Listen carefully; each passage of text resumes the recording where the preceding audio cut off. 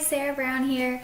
I'm going to show you some books from my personal collection that can be read by young children and then a little bit older children, probably preteen. Okay, so I'm going to start with Luna Loves Library Day. So just a little history on this book.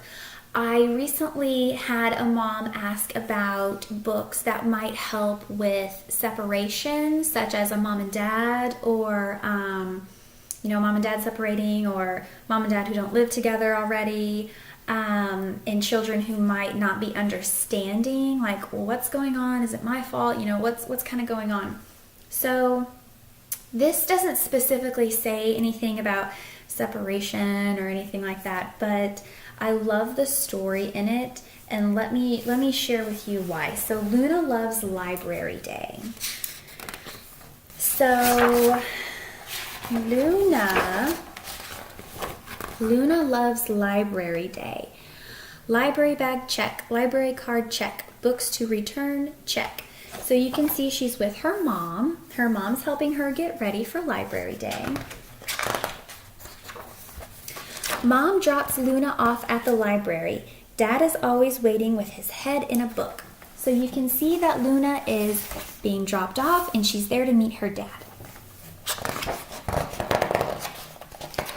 It shows them going on with their day about finding books that they love and discovering new worlds, and that's a bug in the book. Her dad is always doing magic and showing that coins can come out of her ear, and it's super fun. And then this also has another story within a story, just like Nibbles does. So this is the Troll King and the Mermaid King. Now this story is about the Troll King and the Mermaid Queen and their child. Now this story shows that they had deep love for their princess. They absolutely loved their princess, but they just weren't able to stay together. Things got rocky, things were stormy, but they both just absolutely loved their princess. And it shows, Daddy absolutely loves his princess. And it goes on to show that she checks out books and that she returns home with her mom. And so I really didn't realize how sort of deep this book was. And so I really want to recommend this to anyone who knows a child going through a hard time. Whether it's, losing someone or just going through a hard time. This is a really good book for that. Okay, on a brighter note, if anyone has a child who struggles to stay engaged in reading, get them this book. In any of our books that are in our nonfiction section, we have bears, we have firefighters, we have volcanoes, we have weather. The photos in these books are absolutely stellar. Look at these photos. This one, hold on, coming up is oh my gosh, look at that. Now, if that was in your face and you're reading about this, don't you think you would be interested? So if you have readers that need a little bit extra, get them these books, because the photos, I just can't get, I've probably seen this picture 50 times, and every time I see it still, I'm just like, oh my gosh, look at that. And it's every page. It's just, look at this.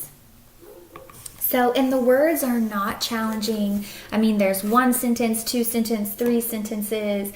It's very broken up to where it's not intimidating. It's not, in your face hard. It's not a 1,000-page book.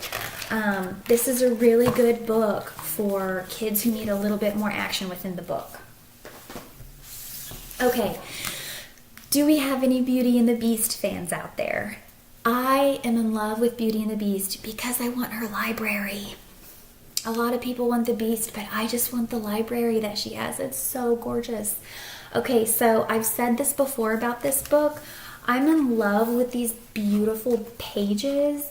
So I've never actually read every single word to this book because I always get stuck looking at the beautiful pages. Okay. Nobody came to greet her, so she crept in through the open door. So it has a lot of flaps in this book that you can open, so it's also interactive. It has peek-through windows that you can also look to on the next page. Here's another beautiful page. Absolutely love these. Then Belle said to him, "I wish you would just show yourself." Boom. And he showed himself. And just keeps going. Look at that beautiful page. So if you have a Beauty and the Beast fan in your house, get this book. I love this book. And it's just so fun and beautiful. Okay, so next is going to be our picture book.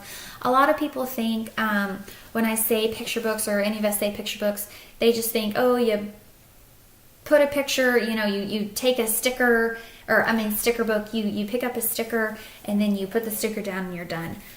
No. This picture book is actually like a miniature history book.